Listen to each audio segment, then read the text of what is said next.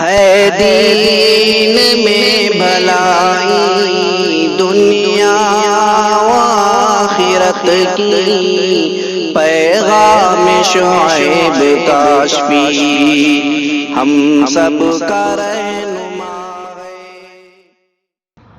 الحمدللہ وکفی وسلام علی عبادہ الذین اصطفی، اما بعد۔ اعوذ باللہ من الشیطان الرجیم، بسم اللہ الرحمن الرحیم۔ انا اعطیناک الکوثر فصل لربک وانحر ان شانئک هو الابتر۔ وقال النبی صلی اللہ علیہ وسلم من وجد ساعة لأن يضحي فلم يضحي فلا يقربن مصلانا، او کما قال رسول اللہ صلی اللہ علیہ وسلم۔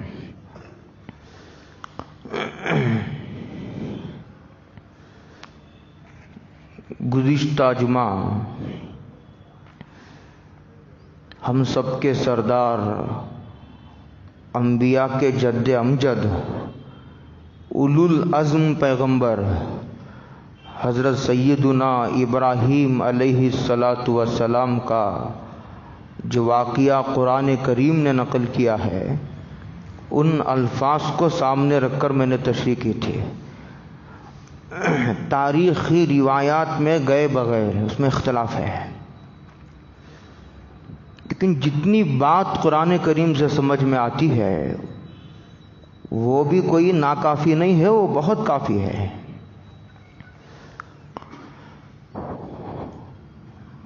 اس وقت بہت زیادہ تفصیل کا موقع نہیں ہے۔ سب سے پہلے اس بات کو سمجھنا ہے کہ قربانی یہ واجب ہے یا سنت ہے۔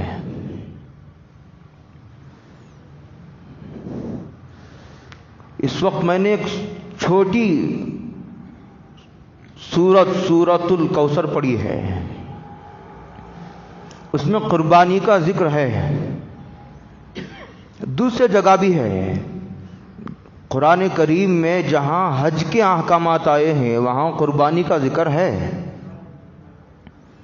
اب ان تمام آیات کو سامنے رکھ کر اس کا ترجمہ کرو، تفسیر کرو، یہ اس مختصر وقت میں ممکن نہیں ہے۔ اللہ جل جلالہ و عم نوالہ یوں ارشاد فرماتے ہیں، انا اعطیناک الکوثر، تحقیق کہ ہم نے تم کو کوثر عطا کی۔ عطا کی نہیں، عطا کریں گے۔ عطا کہاں کی؟ لیکن چونکہ وہ عطا کرنا اتنی پکی بات ہے، گویا عطا کر دی، عطا کی نہیں، ابھی عطا کریں گے۔ اس میں بہت اقوال ہیں، کوثر کیا چیز ہے۔ دیکھو، قرآن کریم کے بعض تشریحات میں جتنی زبانیں اتنے اقوال، جتنے منہ اتنی باتیں، ان کو نہیں دیکھا جاتا۔ دیکھا یہ جاتا ہے امت کے جمہور مفسرین کی کیا رائے ہے، اکثریت کس طرف ہے، یہ دیکھا جاتا ہے۔ اکا دکا شاذ ساری امت ایک طرف ہے، ایک آدمی ایک بات کر رہا ہے، اسے نہیں لیا جاتا۔ الکوثر کے معنی ہیں مشہور نہر ہے جو جنت میں ہے، اسی کے پانی کو میدان محشر میں ایک حوض میں جمع کر دیا جائے گا، اور ہم سب کے آقا امام الانبیاء تاجدار ختم نبوت حضرت محمد الرسول اللہ صلی اللہ علیہ وسلم اپنے امتیوں کو اپنے دست مبارک سے وہ آب کوثر پلائیں گے۔ یہ ہے الکوثر۔ الکوثر یہ جنت میں ایک نہر ہے، اس کے پانی کو میدان محشر میں جمع کریں گے۔ امید دعا کرو اللہ تعالی ہم سب کو حضرت رسول اللہ صلی اللہ علیہ وسلم کے دست مبارک سے آب کوثر پینا نصیب فرمائے۔ ہمارے علم و عمل پر کوئی بھروسہ نہیں کیا جا سکتا اگر ان کی شفاعت نہ ہو. ایک عمل بھی تو ایسا نہیں ہے جس کا حوالہ دیا جا سکے، دامن خالی ہے. اور آگے فرمایا فصلی لربک، اپنے پروردگار کو راضی کرنے کے لیے نماز پڑھو، ورزش کے لیے نہیں. ورزش ہو جاتی ہے نماز میں، وہ دوسری بات ہے. مقصد ورزش نہیں کہ لمبا قیام کرو، لمبا رکوع کرو. مستقل اب کتابیں لکھی گئی ہیں، ٹھیک ہے. فصلی لربک، مقصد اللہ کو راضی کرنا ہے. دوسرے مادی اور دنیاوی نظر آنے والے فائدے بھی حاصل ہوں گے، لیکن حکم کا مدار اس پر نہیں. اگر کوئی بھی فائدہ نہیں ہے، صرف اللہ کا حکم ہے، بلکہ بعض مرتبہ بظاہر اللہ کے حکم پر عمل کرتے ہوئے نقصان معلوم ہو، تب بھی بندگی کی شان یہ ہے کہ سرے تسلیم خم کر دے. بلکہ بندے کی شان ہی کیا ہے؟ بندے کی شان ہی کیا ہوتی ہے؟ اس کو چاہیے کہ وہ اللہ کے حکم کے سامنے اپنا سر جھکا دے، یہی اس کی شان ہے. فصلی لربک، اپنے پروردگار کو راضی کرنے کے لیے نماز پڑھ. حکم ہے یہ مشورہ نہیں، یہ مشورہ نہیں ہے، یہ حکم ہے. ونہر، یہاں آیا ہے ونہر، اور قربانی کر. نہر اصل میں اونٹ کے ذبح کرنے کو کہتے ہیں. باقی جانوروں کو ذبح کرنے کے لیے ذبح عربی کا لفظ ہے، یہ ذبح، یہ اردو کا لفظ نہیں ہے. اردو میں بھی ذبح کہتے ہیں، لیکن نہر یہ خاص طور سے اونٹ کے ذبح کرنے کو کہتے ہیں. عام جانوروں کے ذبح کرنے کا طریقہ الگ ہوتا ہے، اونٹ کے ذبح کرنے کا طریقہ الگ ہوتا ہے. لیکن مفسرین نے کہا یہاں نہر میں تمام جانوروں کی قربانی مراد ہے. تو قرآن کریم سے قربانی کا ثبوت ہو گیا. اور دیکھو یہ ونہر یہ امر کا صیغہ ہے، یعنی یہ حکم ہے، حکم. قربانی کرو. اچھا کون کرے گا قربانی؟ قربانی صاحب نصاب کرے گا. صاحب نصاب وہ جس پر صدقے فطر واجب ہے، اس پر قربانی بھی واجب ہے. جس کے پاس 612 گرام، بہت غور سے سنو، بہت تفصیل میں جانے کا موقع نہیں ہے یہ، اور یہ عوام کا مجمع ہے. 612 گرام جس کے پاس چاندی ہو، 612 گرام یعنی 60 پر 2 تولے، 60 پر 2 تولے چاندی، سونا نہیں. اس کی قیمت آج کے حساب سے دیکھو کتنا ہوتا ہے. 1 تولہ 500 روپے کا بھی ہے، 400 کا بھی ہے. 60 پر 2 تولے چاندی کی کیا قیمت ہوتی ہے؟ ضرب لگاؤ.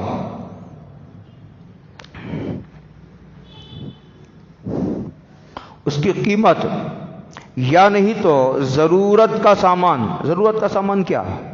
کپڑے پہننے کے. 5 جوڑے میں آدمی کا کام چل جاتا ہے. 5 جوڑے بھی اگر نہ ہوں تو آدمی کو تکلیف ہوتی ہے. 1 جوڑا ہے، روزانہ وہی دھوئے گا، وہی پہنے گا، ایسا عموماً عادتاً ممکن نہیں ہے. 10 رکھ لو، چلو 10 رکھ لو. یہ ضرورت کے ہیں، تجارت کرنے کے لیے نہیں. کپڑے بیرو میں کپڑے ہیں میرے 50 جوڑے، سمجھانے کے لیے بول رہا ہوں، میرے پاس 50 جوڑے نہیں ہیں. مثال، میرے بیرو میں 50 جوڑے ہیں، تو اب 10 جوڑے کے بغیر میرا کام نہیں چلتا. باقی جو 40 جوڑے ہیں وہ بھی تجارت کے لیے نہیں ہیں، وہ بھی پہننے کے لیے ہیں، لیکن اس کے بغیر بھی میرا کام چل جاتا ہے. تو وہ 40 جوڑوں کی جو قیمت ہوگی، اگر وہ 40 جوڑوں کی قیمت 612 گرام چاندی کے برابر ہے تو اس پر صدقہ فطر بھی واجب ہے. اور جس پر صدقہ فطر واجب ہے اس پر قربانی بھی واجب ہے. سمجھے؟ فصلی لربک وانحر. تو یہ قرآن کریم کی آیت ہے اور یہ حکم ہے. اور حکم جو آتا ہے وہ وجوب پر دلالت کرتا ہے، یعنی کسی چیز کو لازم کرنے کے لیے آتا ہے. اسلام میں ہر حکم واجب نہیں ہے. 80 یا 90% احکامات ایسے ہیں جو مستحب ہیں. بہت غور سے سنو اسے. 80 بلکہ 90% احکامات ایسے ہیں اسلام میں جو مستحب درجے کے ہیں. 10% احکامات ایسے ہیں جو فرض و واجب درجے کے ہیں. اس کے بغیر نہیں کام چلتا, اسے کرنا ہی کرنا ہے. اس میں سے ایک قربانی بھی ہے, بشرطے کہ وہ صاحب نصاب ہو. تو قربانی واجب ہے. فصلی لربک وانحر, اور صاحب نصاب پر واجب ہے. صاحب نصاب کون؟ میں نے تشریح کر دی ہے. اسے اور پھیلائیں گے تو اس ایک مسئلے پر آدھا گھنٹہ ہو جائے گا. اتنا تم سمجھ لو فی الحال, باقی کسی کو مزید تفصیل کی ضرورت ہو تو میں یہی ہوں. دوسری بات, یہ ابن ماجہ کی روایت ہے. امام الانبیاء سید الکائنات حضرت محمد مصطفیٰ صلی اللہ علیہ وسلم نے ارشاد فرمایا, من وجد ساعتن, جو آدمی صاحب نصاب ہے. صاحب نصاب کون ہے؟ میں نے اس کی تشریح کر دی ہے.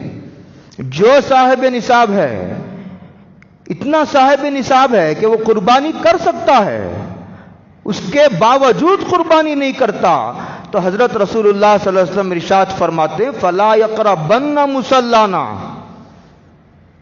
تو وہ ہرگز ہمارے عیدگاہ کو نہ آئے. وہ نہیں بھی آئے گا تو ہمارا کام چلے گا. اس لیے کہ باوجود استطاعت کے قربانی نہ کرنے کا مطلب یہ ہے کہ اس کے دل میں ہماری رتی برابر عظمت نہیں ہے. اس کا دل ہماری محبت سے خالی ہے, اور جس کو ہم سے محبت نہیں وہ ہماری عیدگاہ کو آنے کی کیا ضرورت ہے؟ یہ ظاہری فارمیلٹیز کی ضرورت نہیں. فلا یقربن, دو باتیں سمجھنے کی ہیں یہاں, 3 باتیں. یہ قربانی واجب ہے, اس پر دلائل دے رہا ہوں شروع سے.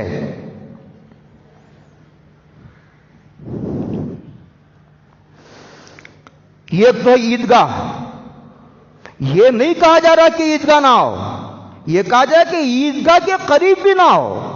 یعنی جس محلے میں عیدگاہ ہے اس محلے کو بھی آنے کی ضرورت نہیں ہے, وہ اتنا کمینہ ہے. محبت اتنی اہم بنیاد ہے. محبت تجھ کو آداب محبت خود سکھا دے گی. ذرا آہستہ آہستہ ادھر رجحان پیدا کر رہا ہے. کتابوں میں کتنے آداب تلاش کرے گا. محبت کا درخت لگا لو دل میں, اسی سے آداب پھوٹیں گے. محبت پیدا ہوگی, آدمی پھونک پھونک کر قدم رکھے گا. ذرا آہستہ آہستہ ادھر رجحان پیدا کر, یعنی محبت پیدا کرنے کی کوشش کر.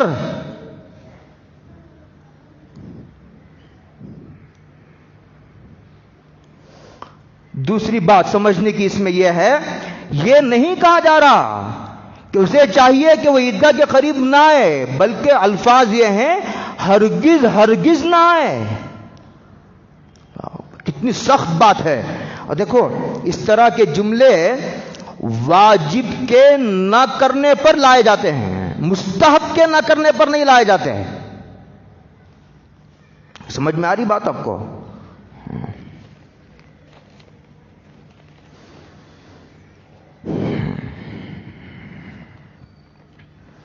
تیسری بات دیکھو, حضرت رسول اللہ صلی اللہ علیہ وسلم مکے سے مدینہ گئے. اچھا, جب تک یہ قربانی واجب حضرت رسول اللہ صلی اللہ علیہ وسلم نے نہیں فرمائی, زمانے جاہلیت میں اسلام آنے سے پہلے اور اس کے بعد بھی یہ اہل مکہ 2 قربانیاں کرتے تھے. ایک کو فرا اور ایک کو عتیرہ کہتے تھے. فرا کہتے ہیں, وہ ایک اونٹنی خریدی میں نے. بچہ تو اونٹنی کو تو ہوتا, اونٹ کو تو نہیں ہوتا. اونٹنی جب پہلا بچہ دے گی اس کو, وہ پہلا بچہ استعمال نہیں کرتے تھے. پہلا بچہ استعمال کرنے کو وہ ناجائز سمجھتے تھے. یہ پہلا بچہ ہمارے بتوں کے نام, خدا کے نام, وہ استعمال نہیں کرتے تھے. حضرت رسول اللہ صلی اللہ علیہ وسلم آنے کے بعد منع کر دیا, اس لیے کہ ایک ہی معبود ہے. کے علاوہ کوئی معبود نہیں. یہی تو سب سے پہلا نعرہ تھا. اسی لیے تو جنگ شروع ہوئی، اختلافات شروع ہوئے، مخالفتیں شروع ہوئی. دوسرا ایک اور تھا جس کو عتیرہ کہتے تھے. یہ اسلام آنے کے بعد بھی بہت دن تک جاری رہی عتیرہ. عتیرہ اس کو رجبیہ بھی کہتے ہیں. رجبیہ اس لیے کہ یہ قربانی رجب کے مہینے میں کرتے تھے وہ لوگ، اور اس کو بتوں کے نام پر ذبح کرتے تھے. اسلام آنے کے بعد حضور نے فرمایا اللہ نے قربانی کو واجب فرمایا ہے، اب عتیرہ نہیں. ولا فرا ولا عتیرہ تھا حدیث میں ہے. اس کے بعد حضرت رسول اللہ صلی اللہ علیہ وسلم مدینہ تشریف لے گئے. بہت غور سے سنو. اب یہ اسلام سے پہلے کی 2 قربانیاں تھیں. اسلام آنے کو حضور مدینہ گئے تو 10 سال قیام رہا. حضور کی کل عمر مشہور قول کے مطابق 60 پر 3 ہے. اور بھی اقوال ہیں، اقوال نہیں دیکھے جاتے، مشہور قول دیکھا جاتا ہے. میں اشارہ دے رہا ہوں آپ کو. مشہور قول کے مطابق امام الانبیاء حضرت رسول اللہ صلی اللہ علیہ وسلم کی عمر 60 پر 3 سال ہے. مکے میں 50 پر 3، 40 میں نبوت ملی، 13 سال مکے میں رہے، 10 سال مدینہ میں. اقام بالمدینہ 10 سنین یزہی. حضور مدینہ میں 10 سال رہے، کسی سال قربانی کا ناغہ نہیں فرمایا، اور نبی کسی فعل کا ناغہ کیے بغیر اہتمام کرے تو وہ چیز واجب ہوتی ہے. یہی وہ راز ہے کہ حضور نے رمضان میں جب تراویح مشروع ہوئی 3 دن تراویح پڑھائی، 4تھے دن خیمے میں تشریف فرما ہے، اعتکاف میں ہیں. ساری مسجد کھچا کھچ بھر گئی ہے، انتظار کر رہے ہیں لوگ. حضور بیدار ہیں، سوئے نہیں. یہ آخری عشرے کی بات ہے، لیکن باہر نہیں لائے. صبح حضور نے فرمایا تم یہ سمجھ رہے ہوں گے کہ میں سو گیا تھا، سویا نہیں تھا، میں بیدار تھا اور تمہارے جذبے کو دیکھ رہا تھا، شوق کو دیکھ رہا تھا. اور باہر اس لیے نہیں نکلا، اگر نکلتا تو تراویح کے واجب ہونے کا اندیشہ تھا، اور میں نہیں چاہتا تھا کہ تراویح واجب ہو. سمجھے؟ اور دیکھو نبی جس منصب پر ہوتا ہے اس کے لیے یہ ضروری ہے کہ اگر کوئی چیز واجب نہ ہو تو اسے ایک مرتبہ ضرور کر کے دکھائے امت کو، تاکہ امت کے ذہنوں سے یہ بات ہٹ جائے کہ یہ واجب نہیں ہے. حضرت رسول اللہ صلی اللہ علیہ وسلم نے کھڑے ہو کر پیشاب فرمایا ایک مرتبہ. معمول بیٹھ کر کرنے کا تھا، لیکن بیٹھ کر کرنے کا معمول تھا حضرت رسول اللہ صلی اللہ علیہ وسلم کا. لیکن ایک مرتبہ عذر کی وجہ سے، نسائی کی روایت ہے، امام نسائی محدثین میں کس درجے کے، اگر یہاں علماء ہیں یہ ان کے مطلب کی بات ہے. امام نسائی امام بخاری کے درجے کے محدث ہیں، بلکہ بعض خصوصی امتیازات میں امام بخاری سے بھی بڑے ہوئے ہیں. اب میں اس تفصیل میں نہیں جاتا، میں نے اشارہ دیا ہے، اصول کی کتابوں میں دیکھے. امام نسائی کہتے ہیں حضرت رسول اللہ صلی اللہ علیہ وسلم کے گھٹنے میں درد تھا، اس کی وجہ سے حضور نے کھڑے ہو کر پیشاب فرمایا. بیٹھ نہیں سکتے تھے.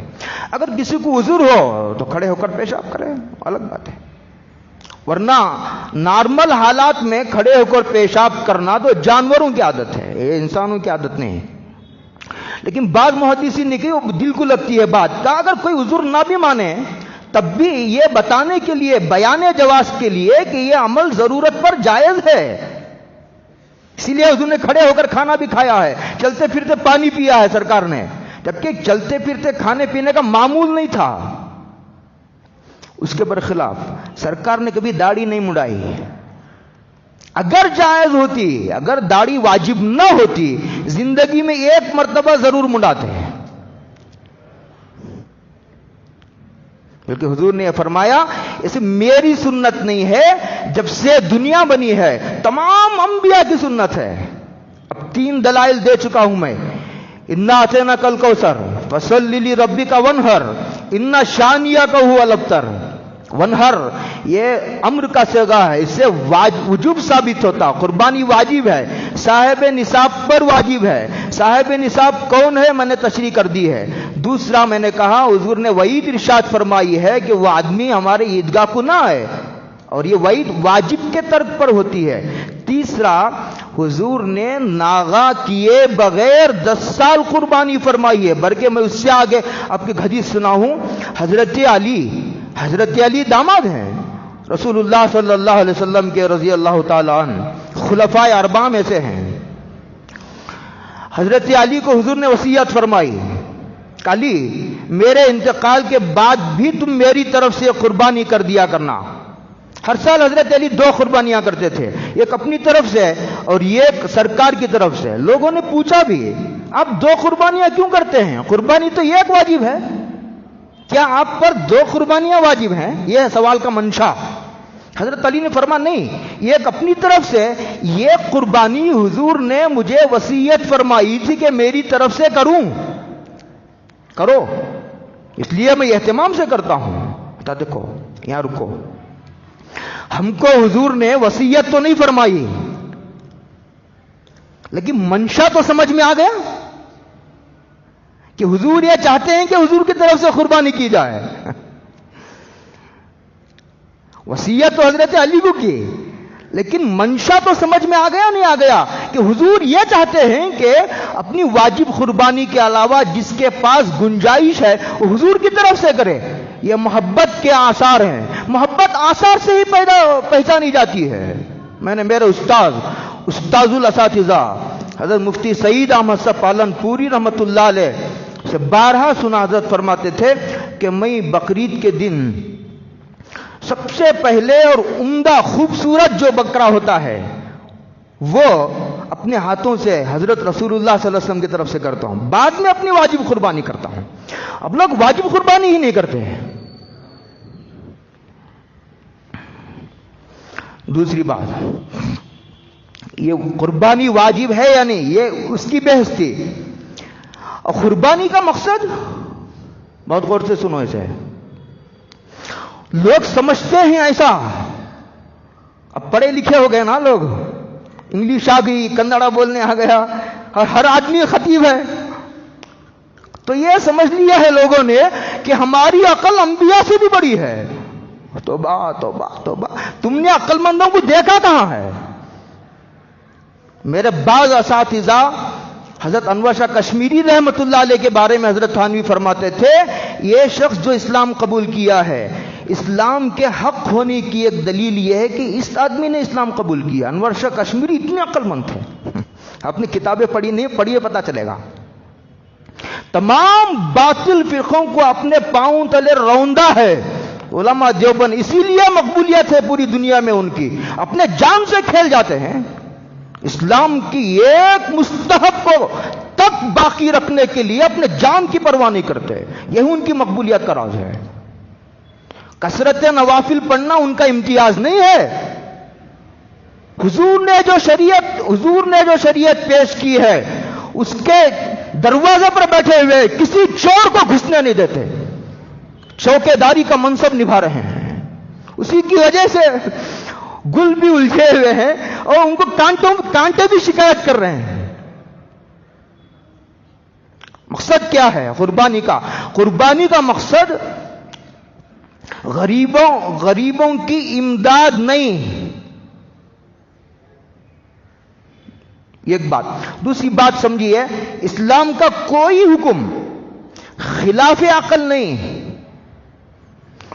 بہت غور سے سنیے میرے اس جملے کو، ایک ہوتا ہے خلاف عقل اور ایک ہوتا ہے ما ورائے عقل۔ اسلام کا کوئی حکم خلاف عقل نہیں۔ شریعت کو سمجھنے کے لیے انبیاء کی عقل چاہیے،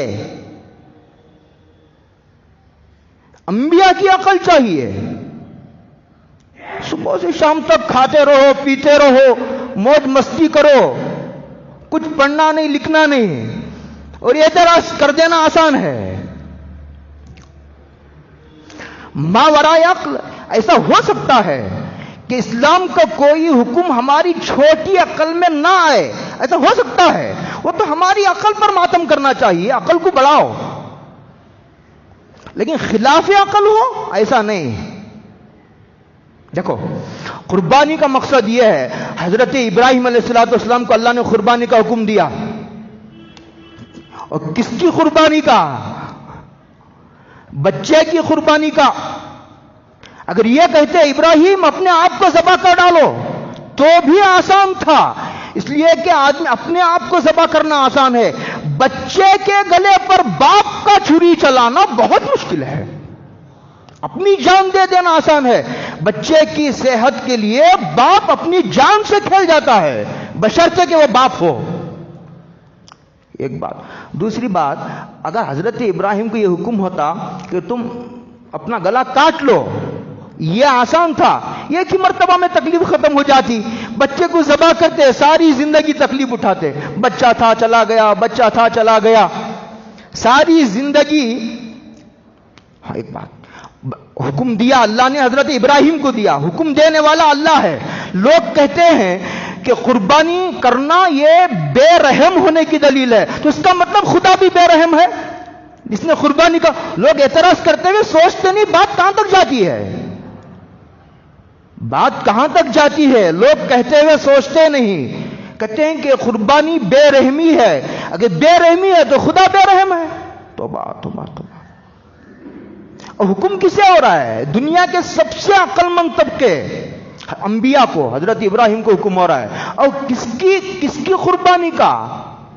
بچے کو قربان کرنے کا حکم، بچے کو قربان کرنے کا حکم ہو رہا ہے، تو حکم بھی کس میں؟ ڈائریکٹ جبریل آ کر کے نہیں، یہ بھی ممکن تھا خواب میں۔ حضرت ابراہیم بچے کو لے کر چلے، پوچھا نہیں کیوں؟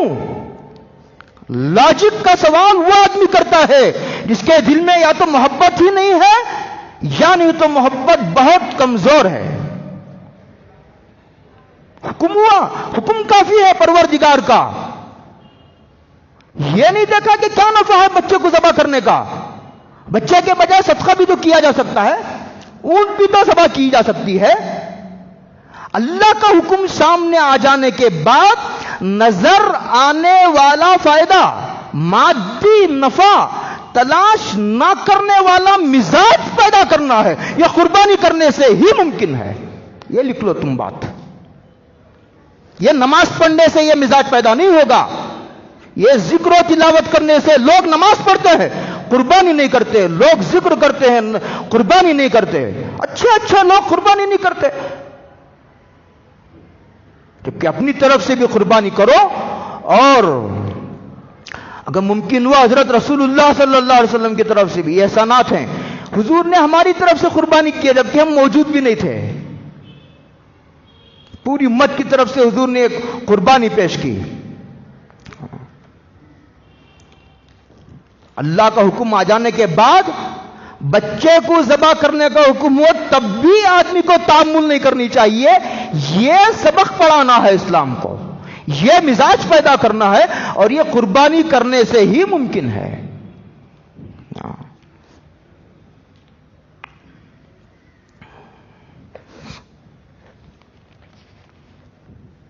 پہلی شریعتوں میں قربانی کا گوشت، اچھا قربانی کر دیتے ہیں، پہلا ایسا تھا شریعتوں میں قربانی کا گوشت کھانا جائز نہیں تھا۔ قربانی کرو، پہاڑ پر لے جا کر رکھو، آسمان سے ایک آگ آئے گی اور جلا کے راکھ کر دے گی، تو اس کے قربانی کے مقبول ہونے کی دلیل ہوتی تھی۔ اب قربانی کرو، صاحب نصاب پر ہے اور خوش دلی سے کرو، اس لیے کہ یہ ایک حدیث ہے، حد درجے ضعیف ہے، حد درجے ضعیف ہے۔ وہ کیا ہے؟ سمنوا ضحایاکم فانھا متاعکم، اپنے قربانیوں کو موٹا کرو، یعنی موٹی قربانیاں ذبح کرو، عمدہ سے عمدہ، جتنا خوبصورت ہو اتنا خوبصورت ذبح کرو، اس لیے کہ یہ جو قربانی ہے یہ بچے کا بدل ہے، اصل ہم کو ہی قربان ہو جانا تھا، یہ کرم ہے ان کا کہ قربانی کے جانور کو ہمارے جان کے بدلے میں قبول فرما لیا۔ حدیث پاک میں قیامت کے دن قربانیاں آئیں گی، اپنے سینگوں کے ساتھ آئیں گی، اپنے بالوں کے ساتھ، اپنے کھروں کے ساتھ آئیں گی، یہ سب ترازو میں رکھا جائے گا جہاں ایک ایک نیکی کی قیمت ہوگی۔ ابھی حدیث ضعیف ہے، موضوع ہے، وہ چھوڑو، لیکن اس کا معنی ثابت ہے.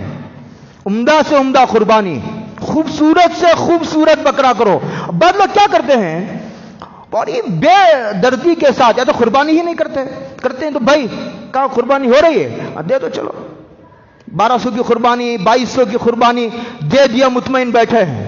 ہاں کوئی عذر ہو تو الگ بات ہے، کوئی عذر ہے، کوئی گھر میں قربانی کرنے والا نہیں، بوڑھا ہے، کر نہیں سکتا، لا نہیں سکتا ہے، کون دھندا کرے گا، ٹھیک. لیکن اچھے اٹھے کٹے پیسے دے کر مطمئن بیٹھ جاتے ہیں. ایسا نہیں.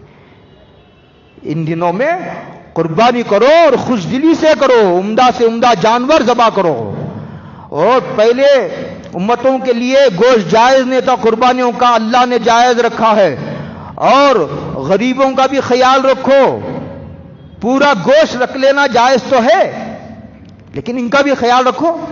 حدیث پاک میں ہے ان کمزوروں غریبوں کی برکت سے تمہاری مدد کی جاتی ہے، اور تمہیں روزی تمہارے کمزوروں کی برکت سے دی جاتی ہے. یہ بات تمہارے ذہنوں سے نہیں نکلنی چاہیے. هل تنصرون وترزقون الا بضعفائکم.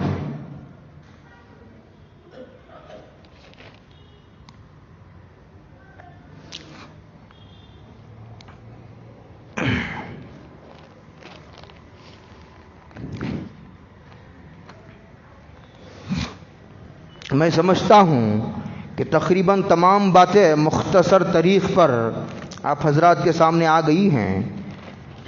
بہت اگر تفصیل کی جائے تو تفصیل بہت ہے.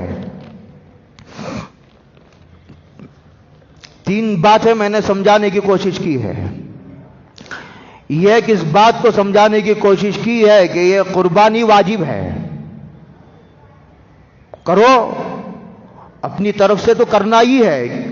گھر میں جتنے کمانے والے ہیں ہر آدمی کو کرنا ہے. 5 آدمی کما رہے ہیں تو 5 آدمی کو بھی کرنا ہے. 5 آدمی صاحب نصاب ہیں، 5 آدمی کو بھی کرنا ہے. اور ہر سال کرنا ہے قربانی. حضرت مخنف ابن سلیم کی روایت ہو، کہتے ایک مرتبہ ہم عرفہ کے میدان میں تھے. حضرت رسول اللہ صلی اللہ علیہ وسلم نے اعلان فرمایا یا ایھا الناس، اے لوگو سنو، کیونکہ حضور کا وہ آخری حج تھا، بہت اہم احکامات دیے گئے تھے اس میں. یا ایھا الناس، اسی لیے اونٹ پر بھی حضور نے سوار ہو کر کے وہ فرمایا تھا تاکہ لوگ دیکھ لیں ہر رکن حضور کیسا ادا فرماتے ہیں. ان علی کل اہل بیت فی کل عام اضحیہ. حضور نے فرمایا کہ لوگوں سن لو، کان کھول کر سنو، کہ بلا شبہ تم میں سے گھر کے ہر فرد پر، ذمہ دار پر نہیں فرمایا، عربی زبان سمجھنے والا جانتا، لا کلی اہلی بیت، گھر کے ہر فرد پر قربانی ہر سال واجب ہے. ایسا نہیں کہ 1 سال اس کی طرف سے، 1 سال اس کی طرف سے، 1 سال اس کی طرف سے، 1 سال اس کی طرف سے نہیں. جس پر واجب ہے اسے قربانی دینا ہی ہے اور ہر سال دینا ہے. بعض لوگ کیا کرتے ہیں کہ اپنی طرف سے چھوڑ کر حضور کی طرف سے دے رہے ہیں. حضور کی طرف سے دینا بہت اچھی بات ہے، حضور کی محبت پیدا ہوگی درود شریف پڑھنے سے، حدیث پڑھنے سے، حضور کی طرف سے قربانی کرنے سے حضور کی محبت پیدا ہوگی. وہ اساس ہے دین کی، بہت ہے. لیکن جس پر واجب ہے وہ اپنی طرف سے پہلے دے. اور بعض لوگ کیا کرتے ہیں اپنی قربانی چھوڑ کر مرحومین کی طرف سے دیتے ہیں. یہ بھی ٹھیک نہیں، پہلے اپنی طرف سے دینا ضروری ہے. اور بعض لوگ کیا کرتے ہیں اپنی قربانی بھی دیتے ہیں اور بچوں کی طرف سے دیتے. بچوں کی طرف سے قربانی دینا غلط نہیں، لیکن بچوں کی طرف سے دینے کے بجائے مرحومین کی طرف سے دینے کو میں زیادہ اچھا سمجھتا ہوں، اس لیے کہ بچوں پر واجب نہیں ہے اور مرحوم کو تمہاری قربانیوں کی ضرورت ہے. سمجھنا فرق نہیں، فرق سمجھ میں آ رہا ہے؟ اب ان کا دفتر بند ہو چکا ہے، تم گفٹ بھیجو گے تو ان کو فائدہ پہنچے گا اور یقیناً پہنچے گا.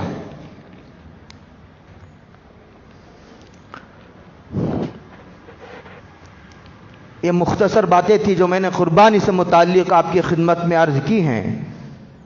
دیکھو 5 احکامات ترتیب وار ہیں. جب ذی الحجہ شروع ہوتا ہے تو سب سے پہلا حکم جو انسان کی طرف متوجہ ہوتا ہے وہ یہ ہے، حضور نے فرمایا جس نے ذی الحجہ کا چاند دیکھ لیا، خود آنکھوں سے، ان سر کے آنکھوں سے دیکھنا ضروری نہیں، اطلاع مل گئی، کہیں آسمان ابر آلود تھا، اطلاع ملی، اب کیا کرنا ہے؟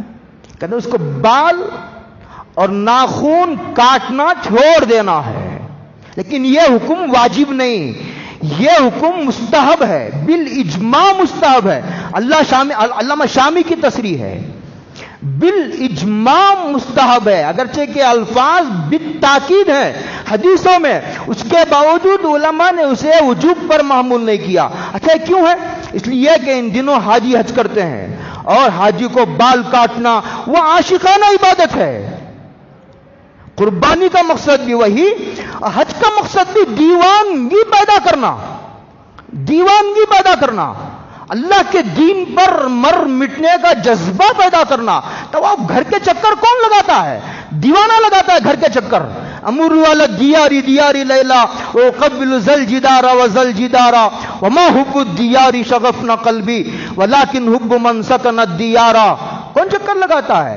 کبھی مکہ، کبھی مزدلفہ، کبھی عرفات، در در کی خاک چھان رہا ہے، در در کے ٹھوکریں کھا رہا ہے، کبھی مکہ میں ہے تو کبھی مینا میں ہے، کبھی مزدلفہ میں، کبھی عرفات میں، میلا احرام میلا ہو چکا ہے، سر پر ٹوپی نہیں، ناخن بڑھ گئے، بال بڑھ گئے، دیوانے کی طرح بادشاہ تک نہیں معلوم ہوتے، اپنے اپنے علاقے کے محدث کبیر تشریف لائے ہوتے ہیں، کوئی نہیں، ساروں کا ایک لباس۔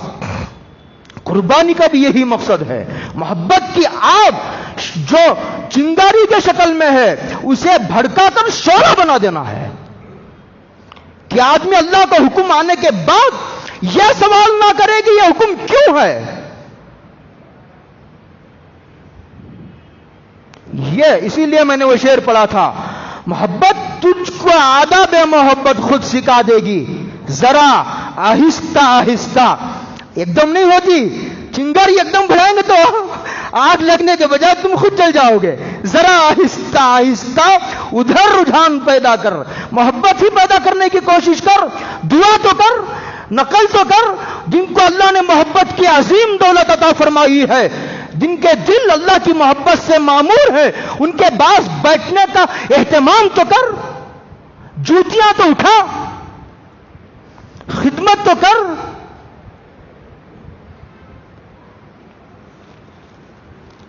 نہیں ملتا ہے گور بادشاہوں کے خزینے میں، اگر کچھ مرتبہ چاہے تو کر خدمت فقیروں کی، یہ بھیک مانگنے والے فقیر نہیں، درویشوں کی۔ تو بال و ناخن، یہ حج میں حاجی بال بھی نہیں کاٹتا، ناخن بھی نہیں کاٹتا، حاجی حج کرتے ہیں، کم لوگ حج کرتے ہیں، پوری دنیا میں 700 کروڑ آبادی ہے، کتنی؟ وہ بھی اندازے کے مطابق 700 کروڑ، 7 ارب ہے، اس میں کتنے فیصد مسلمان ہیں وہ زیادہ آپ کو معلوم ہے، بہت کم لوگ حج کرتے ہیں ہر سال، جتنے لوگ ہیں۔ تو حاجیوں کی مشابہت سے ان کے حاجیوں پر جو برکتیں نازل ہوتی ہیں اس میں شامل ہونے کے لیے ایک عمل بتایا گیا اپنے اپنے مقام پر رہ کر، لیکن مستحب ہے۔ دوسرا، 9 ذی الحجہ کی صبح سے تکبیر تشریق کہنا ہے۔ تکبیر تشریق ہر فرض نماز کے بعد مرد و عورت کا کہنا واجب ہے، ایک مرتبہ کہنا، چاہے مرد ہو عورت ہو، جماعت سے نماز پڑھے یا انفرادی نماز، امام کو یاد رہے یا بھول جائے، ایک مرتبہ کہنا، مرد آواز سے کہے گا اور عورت، مرد زور سے کہے گا، عورت آہستہ کہے گی، اس کی آواز بھی پردہ ہے۔ تشریق کہتے ہیں، تشریق کہتے ہیں گوشت کو دھوپ میں سکھانے کو، کیونکہ ان دنوں میں کباب بنایا جاتا ہے، کباب، گوشت دھوپ میں سکھایا جاتا ہے، تو اسی لیے 11، 12 اور 13 ان 3 دنوں کو تشریق کہتے ہیں۔ باقی جو تکبیر تشریق ہے وہ 9 ذی الحجہ کی فجر سے 13 کی عصر تک کل 20 پر 3 نمازوں میں پڑھی جاتی ہے، یہ واجب ہے، ہو گئے۔ تیسرا قربانی ہے، یہ بھی واجب ہے۔ اور چوتھا، 2 اور عمل آئے ہیں حدیثوں میں، ایک یہ ہے جب ذی الحجہ کا مہینہ شروع ہوتا ہے، حضور نے فرمایا، ابن ماجہ اور ترمذی کی روایت ہے، اس کی سند ضعیف ہے وہ مجھے معلوم ہے، لیکن اعمال کی فضیلت میں تمام جمہور محدثین کے نزدیک استدلال درست ہے۔ یہ عمل یہ کہ ایک روزہ رکھنا، ذی الحجہ کے 9 روزے، ایک روزہ رکھنا 1 سال روزہ رکھنے کے برابر ہے، اور ایک رات جاگنا شب قدر میں عبادت کرنے کے برابر ہے۔ ہاں، باقی جنہوں نے رکھا بہت اچھا، جنہوں نے نہیں رکھا اب بھی وقت ہے، جتنا ہے اتنا ہی فائدہ اٹھا لو۔ مستحب کے چھوٹنے پر ایسا افسوس کرنا جیسے فرض کے چھوٹنے پر کیا جاتا ہے، وہ ٹھیک نہیں ہے۔ اصلاح کی ترتیب ایسے آتی ہے، پہلے فرض، واجب، سنت مؤکدہ، پھر ادھر آتا مستحب کی طرف۔ لوگ فرض نماز، فجر کی فرض نماز سالوں سے چھوٹ رہی ہے، افسوس نہیں کرتے۔ ذی الحجہ کا 1 روزہ چھوٹ گیا تو افسوس کر رہے ہیں۔ یہ بے اعتدالی ہے، مزاج میں کہیں نہ کہیں گڑبڑ ہے، روحانی نظام، یہ ربانی نظام ہے۔ اللہ عمل کی توفیق عطا فرمائے۔ وآخر دعوانا ان الحمد للہ رب العالمین۔